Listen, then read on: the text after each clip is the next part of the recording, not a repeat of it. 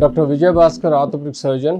ఈరోజు మనకు చాలామంది పేషెంట్స్ మోకాల్లో టిక్ టిక్ అనే సౌండ్ వస్తుంది. దాంతో నొప్పి లేకుండా కూడా టిక్ టిక్ అనే సౌండ్ మోకాల్లో వస్తుంది అంటారు. వాటిని మేము క్లాస్ప్ సౌండ్ అంటాము. క్లాస్ప్ సౌండ్ అన్నది యూజువల్గా మోకాలు అన్నది మనకు ఈ జాయింట్లో మనకు ఇదంతా ఒక క్యాప్సూల్ ఉండి దాని లోపల నీరు ఉంటుంది.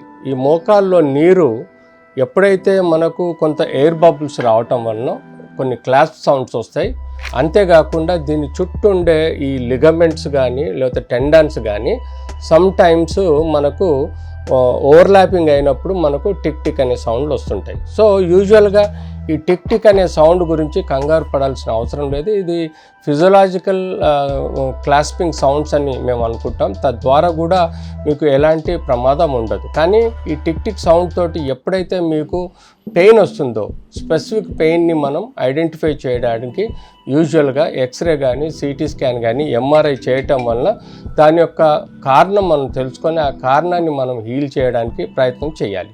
సో యూజువల్గా ఈ టిక్ టిక్ అనే సౌండ్ వచ్చిన కొన్ని నాళ్ళ తర్వాత అది పోయే ఆస్కారం ఉంటుంది. కానీ ఫిజియోథెరపీ దీని లైన్ ఆఫ్ ట్రీట్మెంట్ ఈ టిక్ టిక్ అనే సౌండ్ వచ్చే దాన్ని మనం ఫిజియోథెరపీ ద్వారా ఎప్పుడైతే మనం లిగమెంట్స్ అలాగే టెండన్స్ మజిల్స్ అన్నీ బలోపేతం చేస్తే అప్పుడు ఇలాంటి టిక్ టిక్ కానీ ఇలాంటి క్లాస్పింగ్ సౌండ్స్ కానీ పోయే ఆస్కారం ఉంటుంది.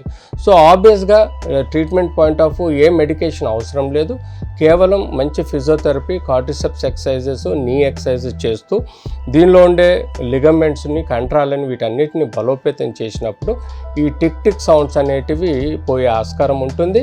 అంతేగాని ఈ టిక్ టిక్ సౌండ్స్ కానీ క్లాస్ప్ సౌండ్స్ కానీ ఎట్టి పరిస్థితుల్లో భయపడకుండా దీన్ని మీరు ప్రాపర్గా మేనేజ్ చేయగలిగితే definitely you will be all right.